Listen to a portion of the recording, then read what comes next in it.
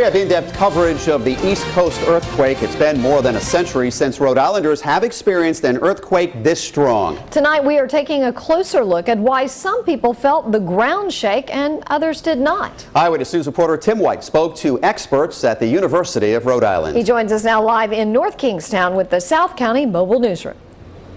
Yeah, well, one of those experts, a geologist at URI, tells us even though we don't live along one of those active fault lines where most earthquakes happen, ancient cracks underneath us all along the East Coast, even up here in Rhode Island, can give us a good shaking.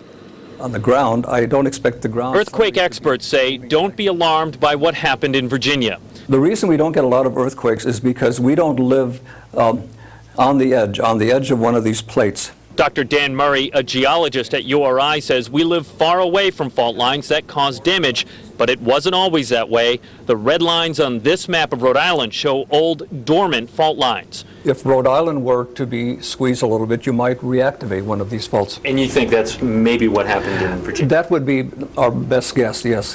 If you're wondering why you didn't feel the earthquake when a friend did, well, Dr. Murray says it depends on where you were when it struck. You might not have felt it if you're outside.